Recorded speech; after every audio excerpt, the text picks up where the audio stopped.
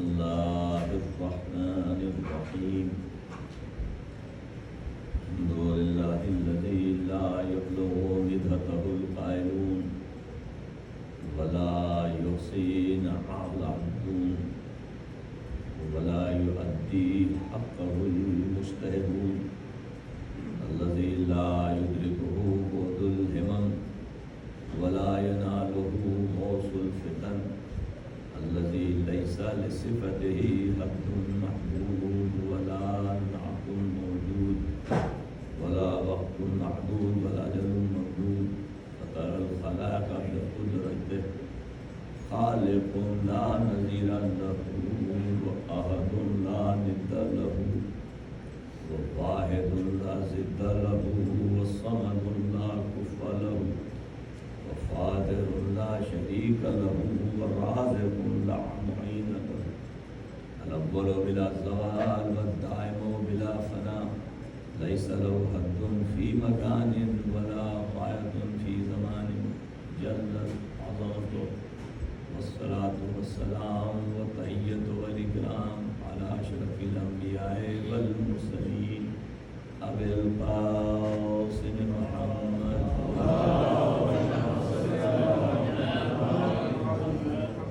الطيبين الطاهرين المعصومين المظلومين الذين أذهب الله عنهم وطهرهم تطهيرا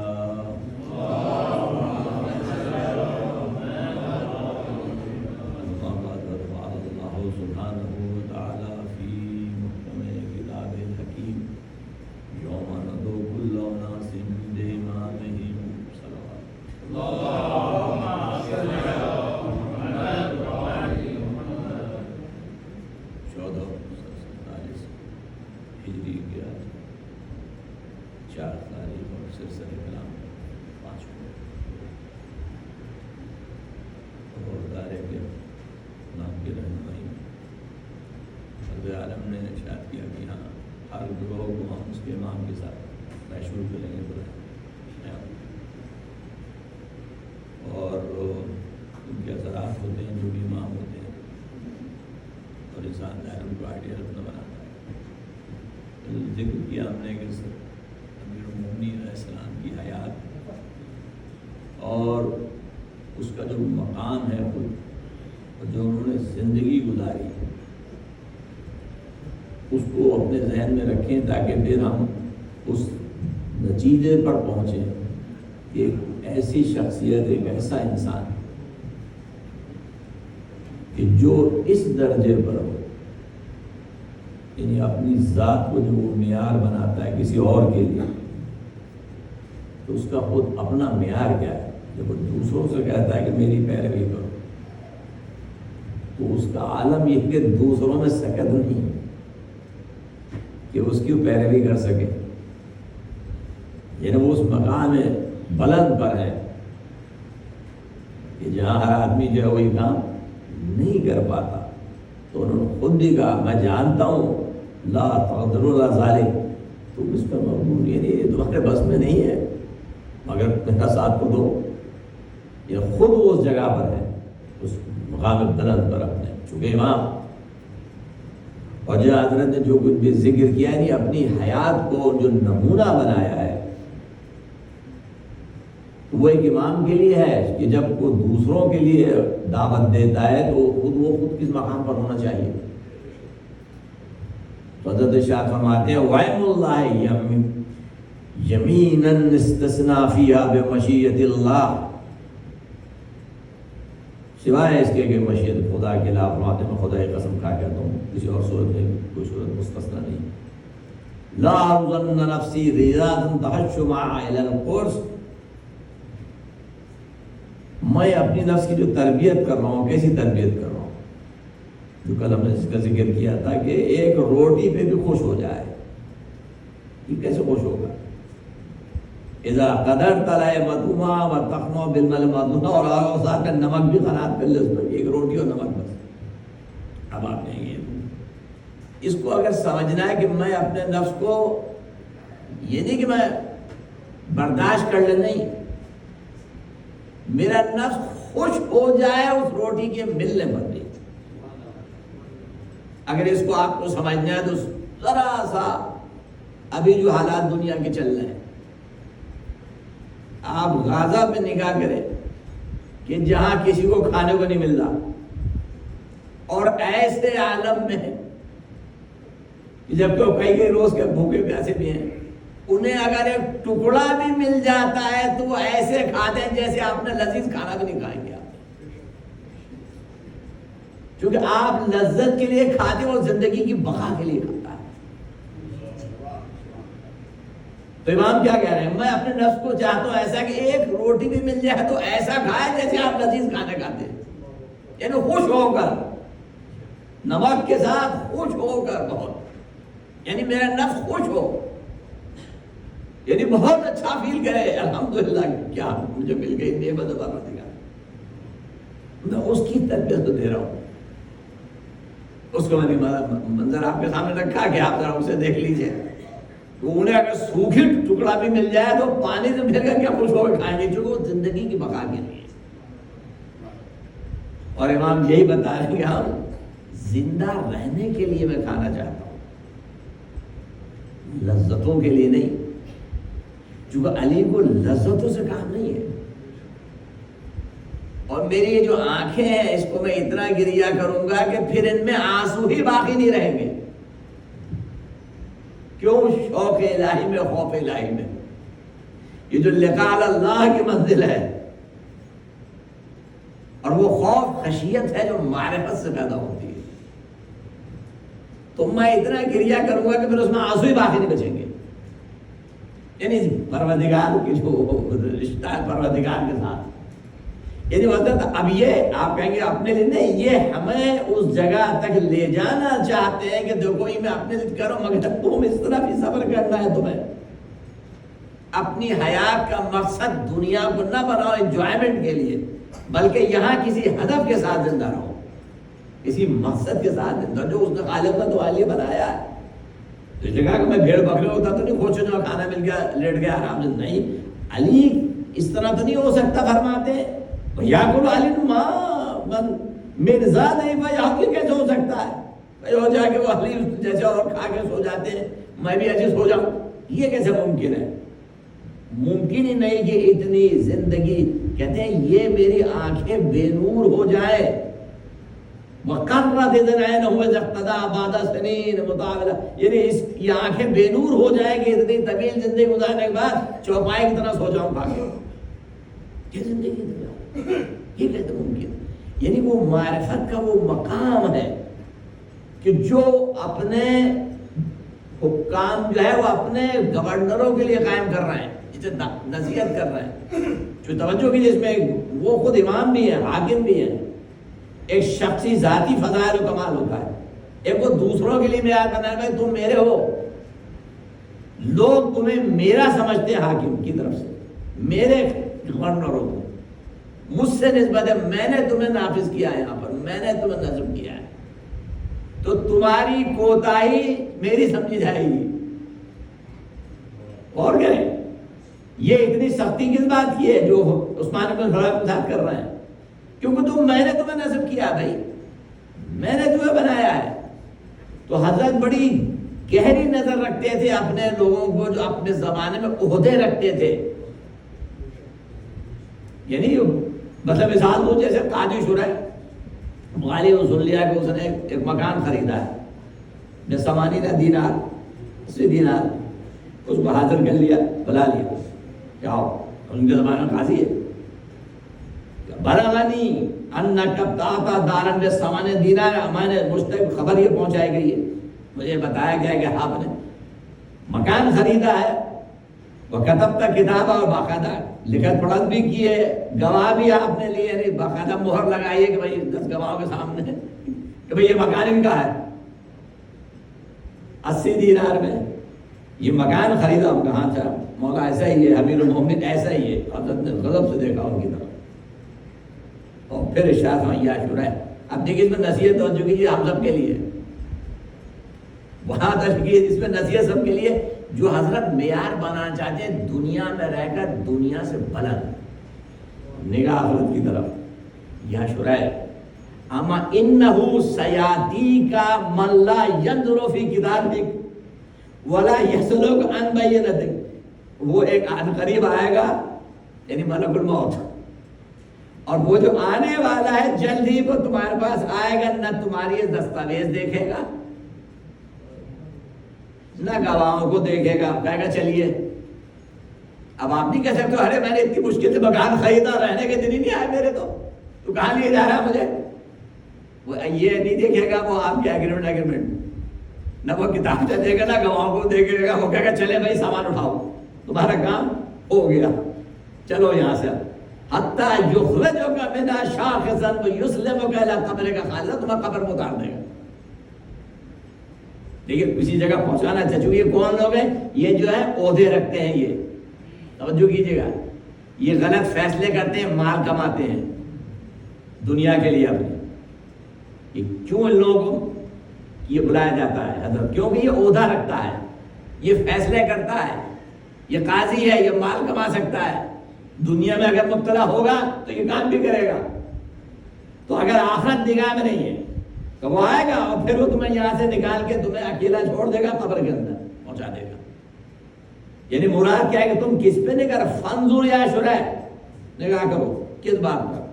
لا تکون تحت حاضدان من غیر مالک او نقدت الثمن من غیر حلالک. ایسا تو نہیں تم نے اس گھر کو دوسرے کے مال سے خریدا ہو. بھئی خرید تو لیا بڑا اعلیٰ مکان آپ نے, ایسا تو نہیں تم نے کسی اور کے مال سے خرید لیا یا حرام کی کمائی سے قیمت ادا کی.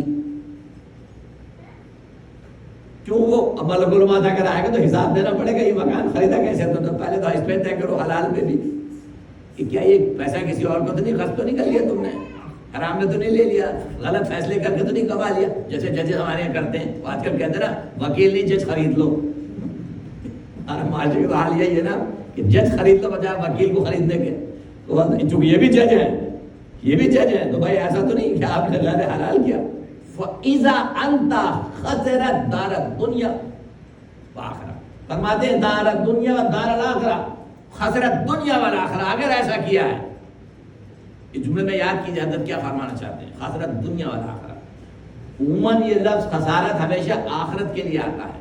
قرآن مجید نے ہمیشہ خسارے کو آخرت میں استعمال کیا. وَالْعَصْرِ إِنَّ الْإِنسَانَ لَفِي خُسْرٍ, دنیا میں نہیں استعمال کرتا. قرآن جو بیان کرتا ہے حقیقی خسارہ آخرت کا ہے. حضرت کہتے ہیں دونوں خسارے ہو سکتے ہیں, آخرت کا بھی اور دنیا میں بھی رسوائی ہو جائے. اگر پتہ چلا استعمال غلط لیا, رشوت لیے, تو دنیا میں بھی رسوائی تیری, اور آخرت میں تو گرفت ہے ہی, وہاں تو پکڑ ہے. جو میں اس لیے کہہ رہا ہوں چونکہ عموماً قرآن کی آیت کو ہم لوگ سمجھتے ہیں, لیکن یہ تو ایمان سے تعلق ہے, مومنین کے بارے میں تھوڑی کافروں سے متعلق آیت ہے. مولانا یہ خسارہ اس کے لیے استعمال کیا ہے. جو کیجیے گا, خسارے کا لفظ قرآن نے استعمال کیا آخرت کی تباہی کے لیے. مولا نے استعمال کیا یہاں پر تم یہاں بھی خسارے میں رہو گے اور آخرت میں بھی. تو معاملہ خسارت کا خالی کافر کے لیے نہیں ہے. جو قرآن کی آیت موجود کہیں گے تو وہاں تو کافروں کے لیے کہا گیا ہے. یہاں امام تو یہاں استعمال کر رہا ہے خسارے کو. اسے بتا رہے کہ جو کام تم کر رہے ہو حرام مال کمانے کا, اس میں تمہاری دنیا بھی جائے گی اور تمہاری آخرت بھی. یہ میں اس لیے بار بار کرتا ہوں, ہمارے یہاں ملاؤں نے بھی دین کو ایسا تباہ و برباد کر دیا ہے کہ انہوں نے مومن سب جنت میں, کوئی جرائم جتنے بھی کرے, کافر جائے گا سب خدا کے لیے. مومن جہنم سے گزر کے جائے گا, جنت میں بغیر جہنم میں گزرے نہیں جائے گا.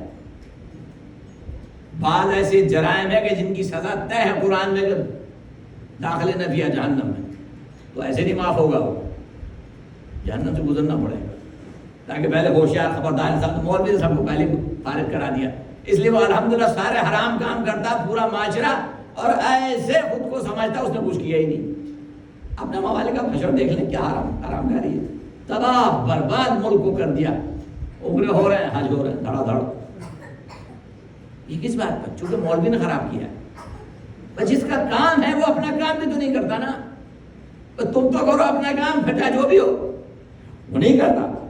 اس لیے امام نے پھر عرض کر رہا ہوں, خسارت کو استعمال کیا یہاں لفظ، جبکہ خسارہ قرآن میں صرف آخرت کے لیے ذکر ہوا ہے، یہاں پر آپ نے استعمال کیا نہیں، دنیا میں بھی اور یہاں پر بھی، یہاں پر بھی تمہاری رسوائی ہوگی، آخرت کی رسوائی تو ہے ہی، وہ طویل ہے، میں اس سے اشارت میں نے پڑھا، ایک لمبا خط ہے، اس پر بہترین نصیحت ہے۔ دوسری مثال، یہ مسئلہ اپنے حبیرہ شہبانی، یہ بھی ایک امام کی طرف سے ہے، عامل ہے یہ بھی، یعنی گویا یہ بھی امام کے نمائندے ہیں، حضرت کو ان کے بارے میں اطلاع ملی، ان کو بلا لیا کہ آؤ، تاکہ آپ سمجھیں امام کتنی نگاہ رکھتے ہیں اپنے زمانے میں، تاکہ پھر آپ یہ دیکھ سکیں پھر ان سے دشمنی کیوں تھی، اس لیے ساری گفتگو کر لو۔ ایسے حاکم کی کہ جو اتنی اپنے ذات پہ اتنی احتیاط کرتا ہے، اپنی ذات پہ، اور اتنے ہی نگاہ رکھتا ہے اپنے جتنے ہیں اس کے لگائے ہوئے گورنر قاضی، ان پہ بھی نگاہ رکھتے ہیں، کہتے ہیں بلغنی انکا امرو ان کنتا فعلتا وقد اسخطت الہا وغضبت امامک، مقصد امامک، مجھے ایک خبر ملی ہے، تمہیں بلا بتانے والے مجھے بتایا، اطلاع پہنچی ہے، اور اگر تم نے یہ کیا ہے، یہ اس لیے احتیاط کر رہے ہیں کہ چونکہ ابھی خبر آئی ہے، تحقیق ہو سکتی ہے، تو احتیاط بتا رہے ہیں کہ تم نے اگر ایسا کیا ہے تو خدا کو بھی ناراض کیا اور اپنے امام کو بھی غضبناک کیا، یعنی مجھے بھی، اگر یہ خبر صحیح نکلی تو جو مجھ تک پہنچی ہے وہ خبر کیا پہنچی ہے کہ انکا تقسم فی المسلمین الذی حازت دماؤہم و خیولہم و اریقت علیہ دماؤہم، کہ مسلمانوں کا جو بیت المال ہے، جو مسلمانوں کا مال ہے، جس نے انہوں نے گھوڑے دوڑائے ہیں، تلواریں چلائی ہیں، نیزے چلائے ہیں، یعنی ان کا خون بہا، یہ ان کا حق ہے، سب کا حق ہے، یعنی جتنے بھی ہیں سب کا حق ہے، تو تم نے کیا کیا ہے؟ فَمَنِ اطْعَمَكَ مِنْ إِرَابِ قَوْمِكَ، میں نے یہ سنا ہے تم نے اپنے قوم میں بانٹ دیا ہے جو تمہارے خیر خواہ ہیں، جیسے ہمارے کہتے ہیں ووٹ لینے کے لیے اپنے ووٹرز میں، یہاں کی زبان میں کہتے ہیں اپنے ووٹرز میں تقسیم کر دیے مال، جبکہ مال پوری قوم کا ہے۔ آپ دیکھتے ہیں نا ہمارے یہاں یہ مال قوم کا بھائی، یہ آپ کے ووٹرز میں بانٹنے کے لیے نہیں ہے، یہ سب میں بانٹنے کے لیے ہے، نہ یہ کہ تمہارے ووٹرز میں۔ یہ وہی مسئلہ ہے یہاں پر، تمہارے جو بدو قبیلے کے لوگ ہیں جو تمہارے حامی ہیں، خیر خواہ ہیں، میں نے سنا تم نے ان میں بانٹ دیا مال کو، جبکہ مال سب کا ہے، چونکہ ان کا تو خون بہا، جیسے آپ کی اب پاکستان کی دولت ہے، ہمارے ملکوں کی دولت ہے، وہ پورے عوام کا حق ہے، اس پر کسی گروپ کا نہیں ہے، کسی پارٹی کے چاہنے والوں کا نہیں ہے، اگر بٹے گا تو سب میں بٹے گا، کسی خاص طبقے میں نہیں بانٹا جا سکتا۔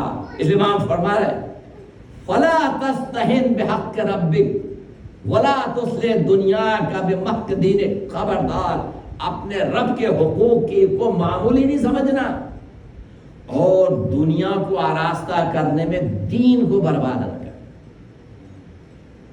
یہ دین برباد ہوتا ہے اس طرح، ہم کہاں پہنچے ہیں؟ مولا کیا فرما رہے ہیں؟ یہ جو ناحق مال کی طرف سے تیرا دین برباد ہو جائے گا، تو اپنے دین کو برباد کرے گا۔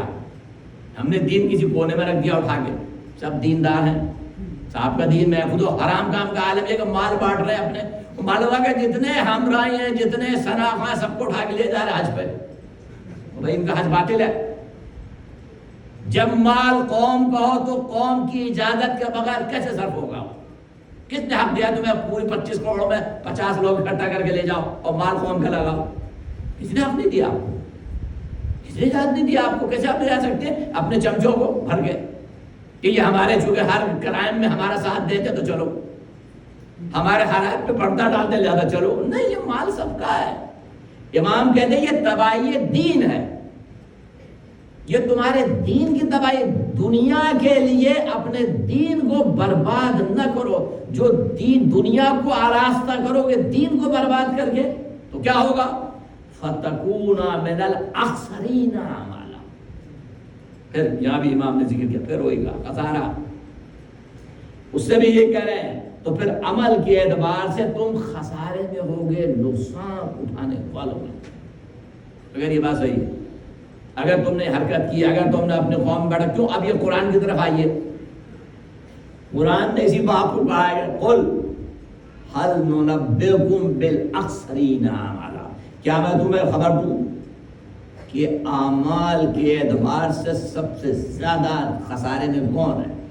کون لوگ ہیں سب سے زیادہ اعمال کے اعتبار سے؟ امام یہاں وہی فرما رہے ہیں دین کی دوائی، الذین ضل سعیہم فی الحیاۃ الدنیا وہم یحسبون انہم یحسنون صنعا، یہ لوگ سمجھتے ہیں دنیا کی زندگی جو ہے اس کے اندر کہ وہ سب ٹھیک کام کر رہے ہیں. یہ بھی اجتہاد کرے گا، کہے گا میں نے صلہ رحمی کی نا، اپنے رشتے داروں میں بانٹا ہے. بھائی اقربا میں حکم ہے نا صلہ رحمی کرنے کے لیے، تو کیا برائی کی میں نے؟ تو کہ میں نے اپنے دوستوں میں بانٹ دیا کیونکہ حکم ہے صلہ رحمی کا، میرے دوست ہے احباب ہیں. تو امام کیا فرما دیا، قرآن کیا کہتا ہے؟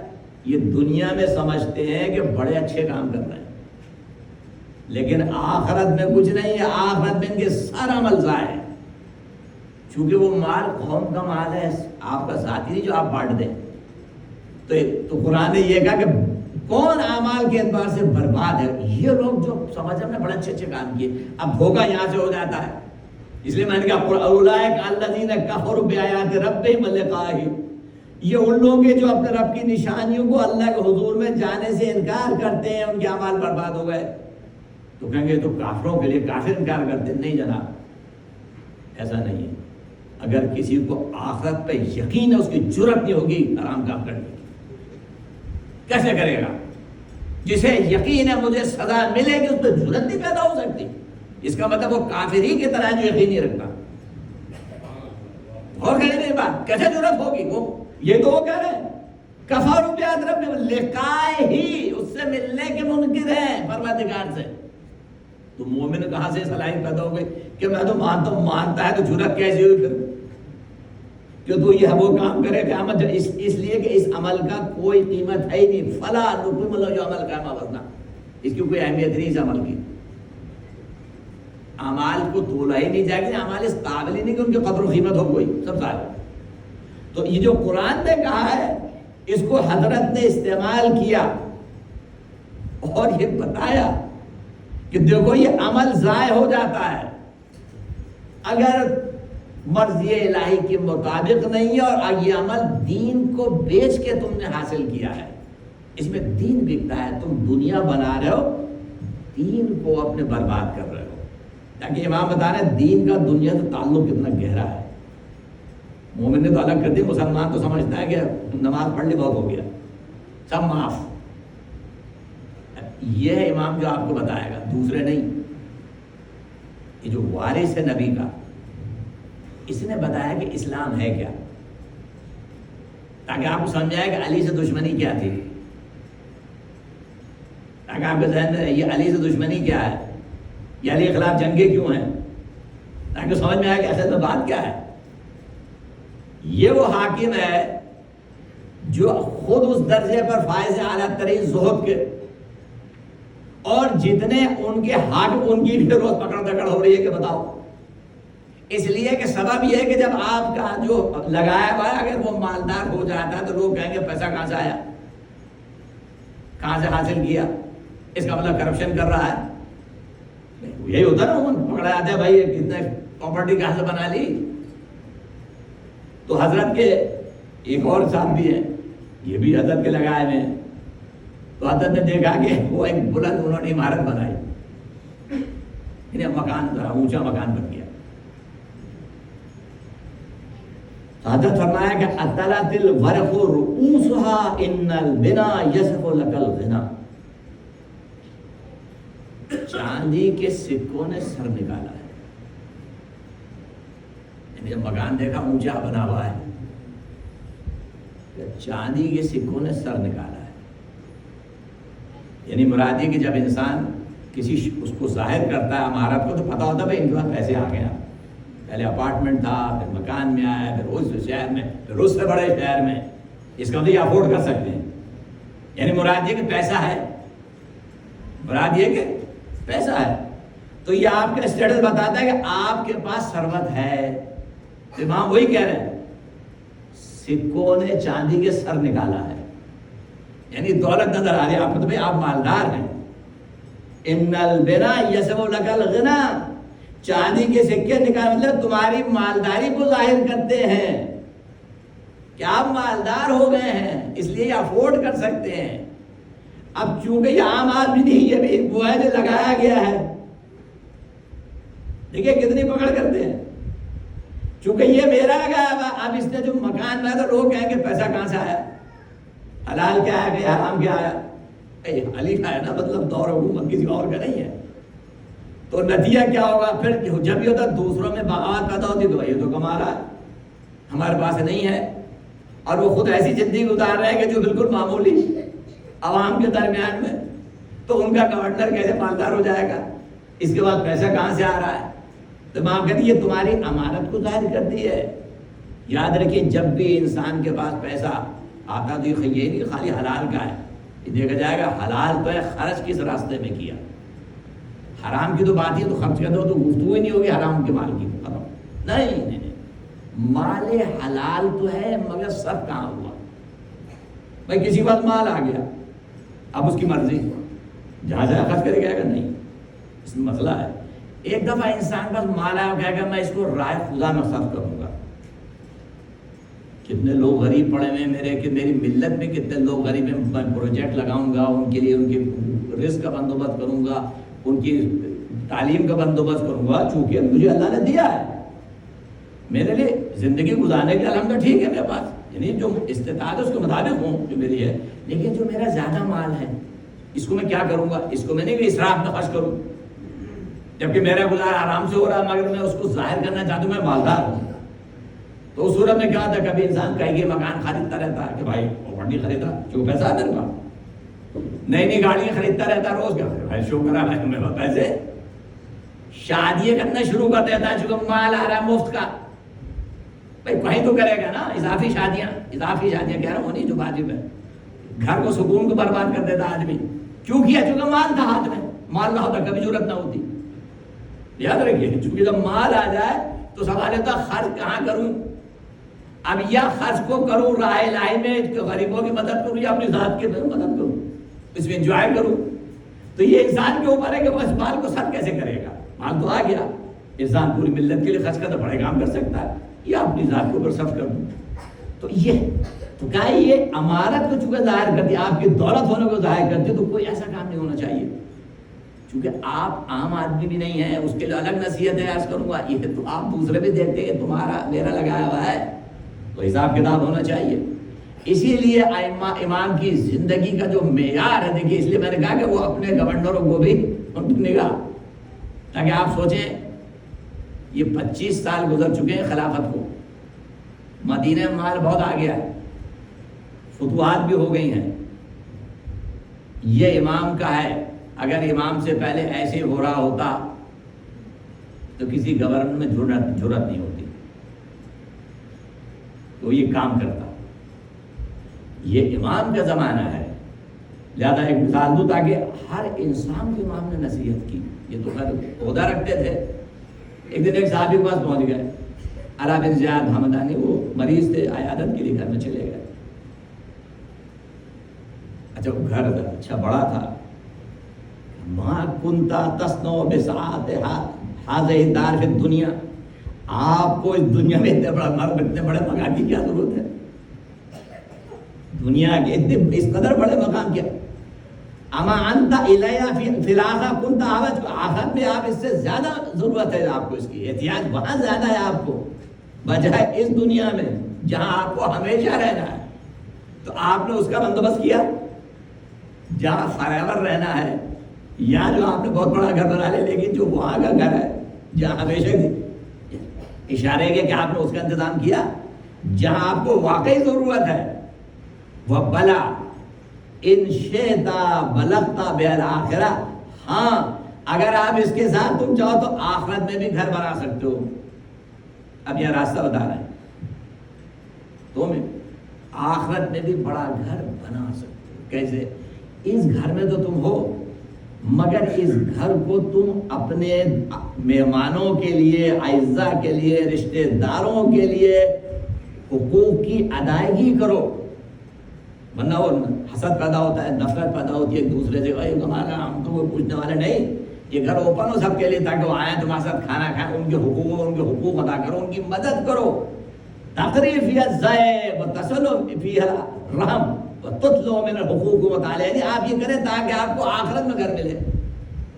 یعنی خالی گھر یہاں نہ رہ جائے بلکہ یہ گھر وہاں بھی ملے گا. فَإِذَا أَنْتَ قَدْ بَلَغَتْ بِهَا الْآخِرَةُ، تو آپ آخرت کو بھی پا لیں گے، وہاں کی بھی کامیابی آپ کو مل جائے گی. نصیحت دیکھیے، اب یہ گورنر نہیں ہے مگر امام نے مومن کو بھی نصیحت کی کہ بھائی اسے کیا کرنا چاہیے اگر کچھ ہے اپنے اقربا کے ساتھ، اپنے اعزاء کے ساتھ، مہمانوں کے ساتھ. اب اس کو موقع ملا تو ایک شکایت کر دی. اس نے کہا کہ یا امیر المومنین اشکو الیک اخی عاصم بن زیاد، میں اپنے بھائی کی شکایت کرتا ہوں آپ سے. شکوہ یہ ہے کہ اس نے ترک دنیا کر دیا ہے. امام کو معلوم کیا ہوا، اس کو کہا بھائی وہ تو اپنے اس نے گھر ہی چھوڑ دیا، گویا کہ دوسرے معنی میں دنیا ہی اپنی ترک کر دی بالکل، یعنی فیملی بھی چھوڑ دی. وہ زیادہ لپیٹ بیٹھا روئی کی بالوں کی، یعنی وہ اظہار کر رہا ہے اس کا صوفیزم کا، گویا دنیا کو گویا چھوڑ دیا بالکل ہی. ادنا کا بلاؤ سے. اب دیکھیے بیلنس دیکھو، یہ شاہ فرما رہا تاکہ دنیا سمجھے کہ جو اسلام ہے کس قدر اس کو بیلنس طریقے سے پیش کرتے ہیں امیر مومنین. اب یہ جب مومن کی بات ہے، یا عدیہ نفس، آئے اپنی جان کے دشمن. ٹھیک ہے، ابھی اس کو نصیحت کی تھی بڑے گھر کی، یہ طریقہ ہی بتایا. اب یہ تو اس نے کہا یہ تو گھر ہی چھوڑا بیٹھا ہوا، اپنا فیملی اپنی چھوڑ کے بیٹھا ہے، یعنی جو اپنے فرائض کو انجام نہیں دے رہا، جو فیملی کے بھی ہے. کہ اے اپنی جان کے دشمن، لقد استحام بک الخبیث، تجھے شیطان نے گمراہ کیا ہے. اما رحم کا اہلک و ولد، تجھے اپنے بیوی بچوں کا رحم نہیں آتا؟ ابھی امیر المومنین کہہ رہے ہیں، کوئی اور نہیں. تجھے اپنی اولاد پہ، اپنی فیملی پر رحم نہیں آتا ہے؟ اتر اللہ احلل لک الطیب وہو یکرہ ان تاخذ، جس چیز کو اللہ نے پاکیزہ چیز تیرے لیے حلال کی ہے، تو اگر اسے استعمال کرے گا تو کیا خدا کو ناگوار گزرے گی؟ جو اگر اس نے تیرے لیے حلال کی ہے اور تو بچوں کو بھوکا مار رہا ہے، وہ تو اپنے پھٹے پرانے کپڑے پہن لیے، تو نے ان کو چھوڑ دیا تاکہ دنیا آخرت کو پہ چلے گا. ایسی آخرت نہیں ہے دین میں کہ جو فرائض کو چھوڑ دے. فرمایا کہ انت احون علی اللہ من ذلک، اللہ کی نظر میں تیرے لیے تو اس سے زیادہ گرا ہوا ہے. نہیں، ایسا نہیں ہے. تو پست ہے کیا کہ اللہ کا یہ حلال ہے اور پھر وہ تیری گرفت کرے اس کو پر؟ بھائی تجھے حلال کرا دوں کر. اب اس نے موقع لگا فوراً، وہ فوراً شروع ہو گیا امیر المومنین یا امیر المومنین ھذا انت پھر خشونت ملبس کا وہ جہود والخبوشت ما کلک، یہ تو آپ ہیں، آپ کا کپڑے دیکھیے، پہننا دیکھیے، روکھا سوکھا آپ کھاتے ہیں، پھردرا لباس آپ پہنتے. وہ کافی کر رہا تھا امیر المومنین کہ میں تو آپ کو اپنے آپ کو دیکھیں، آپ کیسا لباس پہنتے، کیا کھانا کھا رہے ہیں آپ.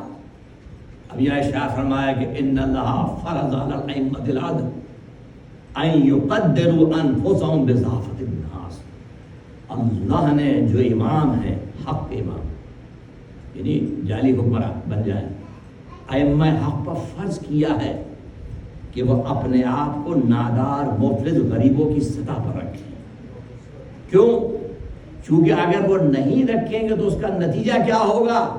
کیلا یتبیغا بالفقیر فقرا، کہ فقیر لوگ پیچوداب کھائیں گے، مسترب ہوں گے، بغاوت کریں گے، لڑیں گے.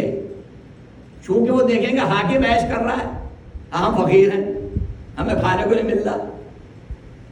وہ جب یہ منظر دیکھیں گے تو ان کے اندر پریشانی شروع ہوگی، بے چین اضطراب شروع ہوگا. جو کفر پہ بھی جاتا ہے، خدا پہ بھی شکوہ ہوتا ہے، ملک میں بھی فساد ہوتا ہے، سب کچھ ہوتا ہے. یا بجلی کا بل نہیں دے کرتا غریب، وہاں جو ہے پورا پاور ہاؤس کھلا ہوا معلوم حاکم کا، تو وہ عیش کر رہا ہے، مطلب تو بغاوت تو ہونی ہے، یہ لازم ہے اس کا. امام کیا کہتے ہیں؟ میرا مسئلہ میں حاکم ہوں، تو نے اپنا گھر ہی چھوڑ دیا، بچے چھوڑ دیے. نہیں، فریضے کو ادا کر. اس لیے امام نے کہیں یہ نہیں کیا کہ اولاد کے لیے نہ رکھا ہو. اپنی ذات اپنی جگہ ہے، اولاد کا اپنی جگہ. وہ جتنی اولاد ہے اس نے اپنی مرضی سے ذوق کو اختیار کیا ہے. امام نے تو جبر نہیں کیا. امام اپنی ذات کو سے رکھتے ہیں. امام کو روٹیاں دینی تھی تو خود اٹھا کے نہیں دیتی سب کی، سب نے اپنی روٹیاں خود دی ہیں، یہ امام سے اپنے حصے کی دی ہے۔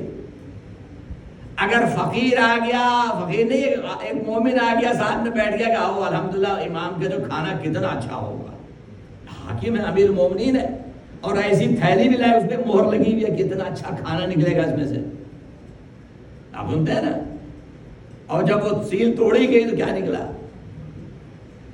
تو مومن کہتا ہے یہ مجھ سے نہیں کھایا جائے، یہ میں نہیں کھا سکتا۔ امام نے کیا کیا، جاؤ حسن کے پاس چلے جاؤ، وہاں دسترخوان لگا ہوا ہے قربان کے لیے سب کے لیے۔ یعنی امام اپنی ذات کے اوپر یہ وہ چونکہ آپ بیان کر، ایک حاکم کی ذمہ داری تو دو شخصیت، ایک امام کی ذاتی فضیلت اپنی جگہ پر ہے، دوسرا ایسے حاکم کہ وہ اس معیار پہ کھڑے ہیں، ورنہ اسلام میں کوئی پابندی نہیں ہے۔ اسلام نے بیلنس چیز آپ کو دی ہے زندگی گزارنے کے لیے۔ اسلام نے کہا کہ ہے تو میں نے ابھی کہا آپ سے، ہے تو کہاں خرچ کرو گے، کار خدا میں خرچ کر سکتے ہو، اپنے ذات پہ بھی خرچ کر سکتے ہو، حساب اگر دینا ہے۔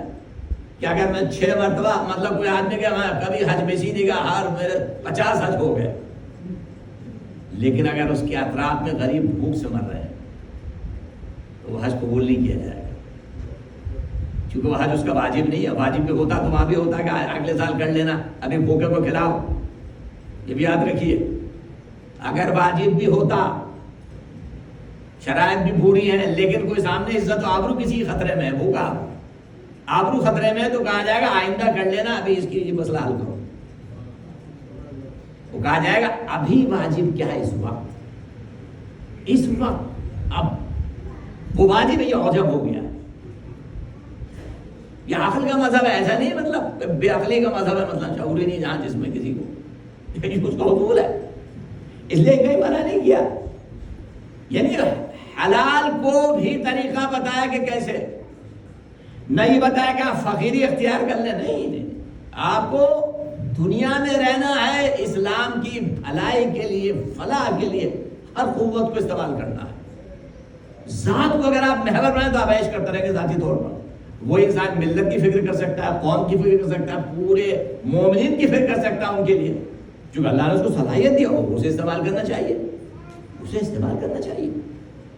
ورنہ کسی نے بڑا مکان بنا نہیں کیا، کیونکہ مکان یعنی ایسا نہیں کہ اتنا تنگ ہے کہ اس میں نہ روشنی آ رہی ہے، معلوم سیلنگ لگی ہوئی ہے، کیونکہ کس نے کہا آپ سے کہ اگر آپ افورڈ کر سکتے ہیں مکان جس میں تازہ ہوا آتی ہو، جہاں انسان آرام سے زندگی گزار سکتا ہے، تو یہ ایک فضیلت میں بیان کیا گیا۔ کسی نے پوچھا گیا خوشحال زندگی، تو امام نے ارشاد فرمایا، امام موسی کاظم علیہ السلام، سعۃ المنزل و کثرۃ المحبین، یعنی گھر بسی اور دوستوں کی کثرت، محبت کرنے والوں کی اطراف میں۔ یہ خوشحال زندگی کیا ہوتی ہے؟ احباب ہوں، دوست ہوں، محبت کرنے والے ہو، گھر بڑا ہو، یعنی نہیں کہہ رہے کو آپ ایک کمرے کا مکان لے کے 50 لوگ رہیں اس کے اندر، نا، چونکہ عقل کا دین مذہب ہے، جہاں پر افراط و تفریط ہوگی وہاں مسئلہ ہے۔ دین چونکہ یہ آپ کا آخری دن صراط مستقیم ہے، نہ لیفٹ نہ رائٹ، اعتدال کی زندگی بیان کی، اور یہ وہی بیان کریں جن کا کام ہے بیان کرنا، چونکہ ہر دور میں ائمہ رہے، انہیں پتا ہے ہر دور کے تقاضے۔ امام نے جو زندگی گزاری وہ قیامت تک کے لیے مشعل رہا ہے، ایسے حاکم پوری انسانیت کے لیے، اس لیے وہ اپنے کسی ایسے کو برداشت ہی نہیں کر سکتے جو ان کے ساتھ ہو اور ایسی زندگی گزارے کہ لوگوں کے لیے نمونہ نہ بن سکے۔ آج کی اگر حکمراں ہمارے اس معیار کو دیکھیں جو امیر المومنین نے قائم کیا، تو حکومتوں میں فساد نہ پیدا ہو۔ آج کی جو مال ہے دنیا کا وہ تو صرف کرتے ہیں غربا کے خلاف، یہاں کتنے کس کے امیر امیر ہوتا جاتا ہے، غریب غریب ہوتا جاتا ہے۔ جس کے ہاتھ میں جو بیٹھتے ہیں، وہ جو بل بناتے ہیں، آئین بناتے ہیں، وہ غریب کو دیکھتے ہیں، بس مالدار کو دیکھتے ہیں، مالدار اور مالدار ہو جاتا ہے، اور غریب بیچارہ اور غریب ہو جاتا ہے۔ اگر اس ملک میں یہ کارڈ نہ ہو نا ہاتھ میں، لوگ سڑک پہ ماریں گے ایک دوسرے کو، اگر کارڈ نہ ہو ہاتھ میں۔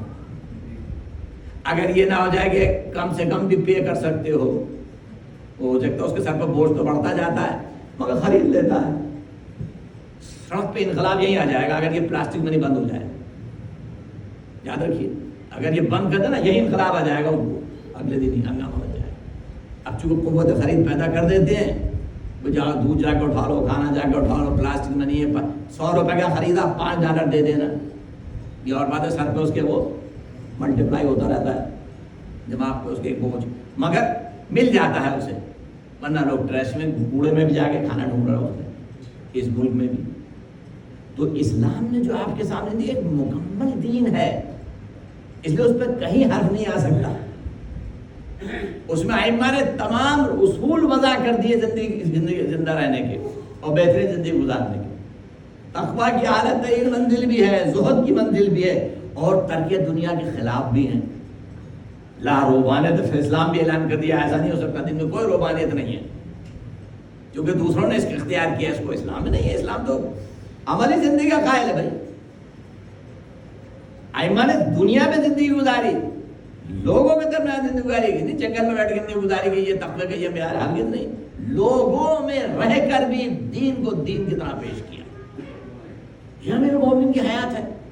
کوئی ہے جو ان کے مقابلے میں پیش کرے؟ نہیں ہے کوئی. بھائی ذہن میں سوال یاد رکھیے, پھر ایسا انسان, اس سے سب کی دشمنی کیوں تھی؟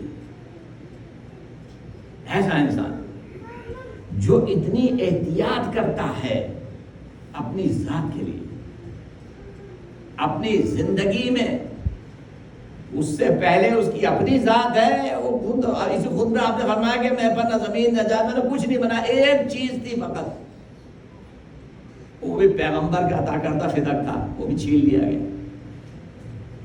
یہ بھی پولیٹیکل طریقہ ہوتا نا انسان کو کمزور کرنے کا, وہ بھی چھین لیا گیا.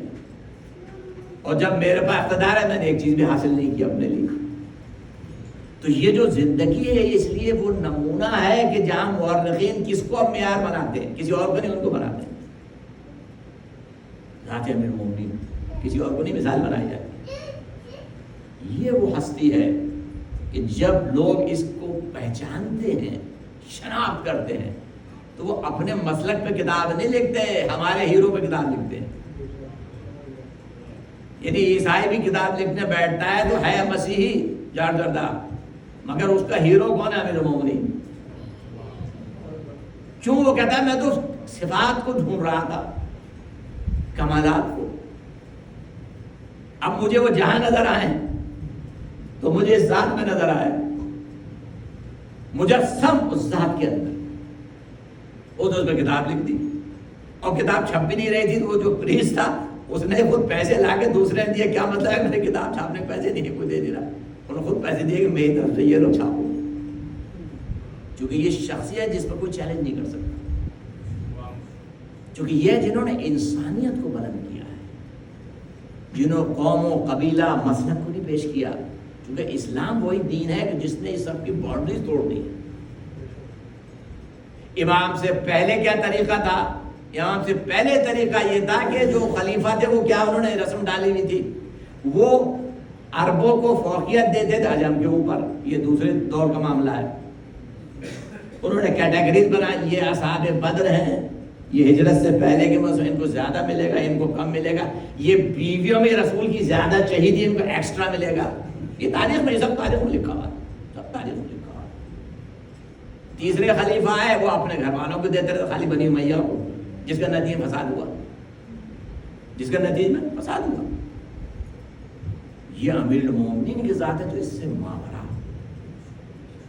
جہاں وہ عالم عدالت کا کہ جب بانٹ رہے تھے تو ایک شخص نے شکایت کی, چونکہ جو اگلا انسان تھا وہ ابھی کل ہی آزاد ہوا تھا, غلام تھا, مسلمان بھی ہوا, غلام ہے. یہ پیچھے والے کا یہ تو کل کا آزاد کرتا ہے, ہمیں وہ اس کے برابر کیسے دے رہے ہیں؟ فرمایا کہ قرآن میں تو میں نے کہیں نہیں دیکھا.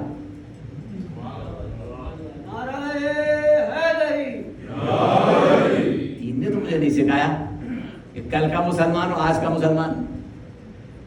یہ کیٹیگریز دوسروں نے رکھی تھی, یہ سیاسی ہوتی ہیں فائدہ اٹھانے کے لیے. علی کے پاس کی کوئی گنجائش نہیں. اس لیے جملہ فرمایا تھا, جب لوگ معافی کی طرف بھاگ رہے تھے, کسی نے کہا تو کہا وہ ظلم سے نہیں عدل سے بھاگ رہے ہیں. اب ذہن میں میری بات ہے، میں خلاصہ کروں، ذہن میں رکھیے کہ ایسی شخصیت، اس کا دور جنگوں میں کیسے گزر گیا، یعنی جو کہیں چین سے بیٹھنے ہی نہیں دیا گیا، یعنی حاکم کو فرصت ہو رہا کچھ کرنے کی، وہ جنگوں میں کیوں؟ ایسا انسان کہ جو کہیں اپنی ذات کو وہ نہیں کر رہا، انجوائے نہیں کرتا، اس کی فکر ساری امت مسلمان، جن کی فکر ساری کی ساری غریب ہے، یہ ہمارے لیے لمحہ فکریہ ہے۔ جو میں اس دن بھی کہا تھا، میں رکھیے گا کہ کربلا ہے انتقام امیر المومنین کا نام۔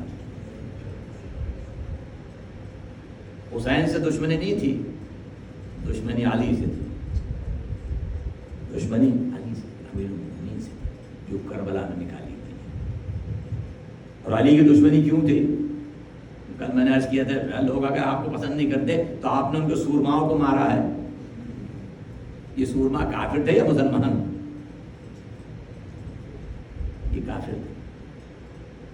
تو میں نے کہا تھا کہ مسلمان تو ہو گیا مگر اپنے کافر آبا کی محبت نہیں گئی دل سے، اس لیے علی کے بغض کو پالتے رہے۔ اس لیے پیغمبر نے کہا علی میرے بعد یہ بغض نکالیں گے اپنا، جو اندر انہوں نے پالا ہوا ہے، رکھا ہوا ہے۔ ورنہ جو کچھ کربلا میں آپ نے دیکھا، امام کی یہ جو صدا استغاثہ ہے کس کے لیے ہے؟ یہ کافر کھڑے تھے سامنے کیا؟ یہ مسلمان تھے جن سے استغاثہ کیا جائے۔ کوئی ہے جو حرم کی حفاظت کرے، کوئی ہے جو رسول کی بیٹیوں کی حفاظت کرے؟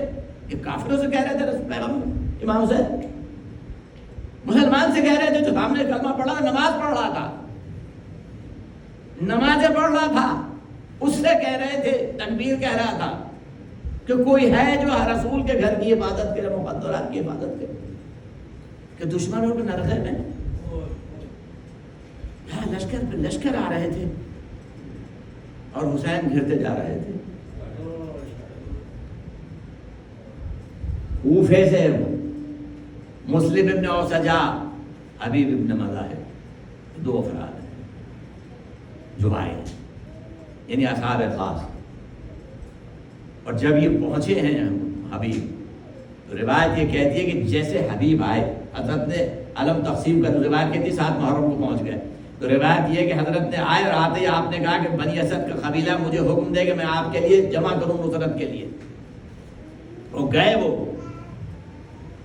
اور آمادہ کیا، لیکن عمر سعد نے لشکر بھیج کے سب کو روک دیا، خبردار کوئی نہ آئے مدد کے لیے۔ تو یہ زہیر ہے، اور ایک علم الگ رکھ، جب امام نے علم بانٹے ایک علم رکھ دیا الگ، کہ اب کس کے لیے ہے، کب وہ آنے والا ہے۔ وہ آئے، علم ان کے حوالے کیا، اور یہ نصرت، اب غور کیجیے بے کسی کہ کسی ایک کا آنا کتنا قیمتی ہے، کہ شہزادی نے سلام بھیجوایا کہ بھائی کی نصرت کے لیے کوئی آئے۔ حبیب نے کلمہ سنا، سر سے ہمارے کو پھینک دیا کہ رسول کی بیٹی کے لیے آج اتنی اہمیت ہے کہ ہمیں سلام بھیج رہی ہے نصرت حسین کے لیے۔ اتنی بے کسی کا عالم پیغمبر کی ذات نسل کے لیے، پیغمبر کی اولاد کے لیے، یہ عالم ہے حبیب کا۔ اور کسی نے نافع نے جا کر شکایت کی اور یہ بتایا کہ تشویش پائی جاتی ہے اصحاب میں کہ کہیں کل جب عاشور کا ہنگام ہوگا تو ہم رہیں گے ثابت قدم یا نہیں۔ یہ سننا تھا کہ حبیب نے سب کو اکٹھا کیا اور لے کے آ گئے خدمت میں، اور آواز دی کہ اگر یقین نہ ہو ابھی اپنی گردنیں کاٹ دیں گے۔ اور میں کہتا ہوں انہوں نے اپنے حق کو ادا کیا، اپنے فرض کو ادا کیا۔ یہ واقعی وہ اصحاب حسینی ہیں کہ اگر یہ امام نے کہا کہ نہ ایسے اصحاب میرے بابا کو ملے، نہ ایسے اصحاب میرے نانا کو ملے۔ آپ غور کیجئے اس مقتل کے اندر مسلم ابن اوسجا زخموں سے چور گرے، خون بہ رہا ہے، اور حبیب پہنچے ہوئے، امام پہنچے ہوئے، اور حبیب ان سے یہ کہتے ہیں کہ اگر میں خود تمہارے پیچھے پیچھے نہ رہا ہوتا تو میں تم سے وصیت کے لیے کہتا، جو مسلمان کا فریضہ ہے، مگر میں تو بس تمہارے پیچھے آ رہا ہوں تو اس لیے نہیں پوچھتا، لیکن انہوں نے وصیت کی تاریخ کہتی ہے آنکھوں کے اشارے سے نگاہ کی حسین کی طرف، حبیب ان کا ساتھ نہ چھوڑنا، ان کا ساتھ نہ چھوڑنا۔ حبیب نے کہا بے شک میں زندگی بھر کبھی ایسا ہو نہیں سکتا کہ میں حسین کا ساتھ چھوڑ دوں۔ عزیز یہ وہ صحابی ہے کہ جب یہ زمین پہ خود گرے اور امام پہنچے تو یہ کہتے ہوئے پہنچے حبیب پوری رات میں قرآن ختم کیے کر لیا کرتے تھے۔ یہ وہ صحابی تھے عزیزو حسین کے جا کر بیٹھ گئے حبیب کے کنارے۔ عزیزو جب یہ لٹا ہوا قافلہ جانا تھا تو اب لشکر یزید نے جلد سے جلد سروں کو کاٹ کر جلدی بھجوا دیا، گھوڑے لے کر دوڑے سروں کو تاکہ جلد سے جلد انعام حاصل کر لیا جائے۔ ایک گھڑ سوار کے پاس حبیب کا سر بھی تھا اور حبیب کا سر اس گھوڑے کی گردن میں لٹکا ہوا تھا۔ اس نے دیکھا ایک جوان ایک بچہ ہے جو پیچھے پیچھے چل رہا ہے، وہ میرا پیچھے نہیں چھوڑتا، جہاں جاتا وہ آ جاتا ہے۔ تو اس نے کہا تو کون ہے، میرے پیچھے کیوں کرتا ہے؟ کہ میرے بابا کا سر ہے تیرے پاس، یہ قاسم حبیب کے بیٹے، میرے باپ کا سر تیرے پاس ہے، میں کیسے گوارا کروں کہ میرے باپ کا سر تیرے پاس ہے، میں اسے دفن کرنا چاہتا ہوں۔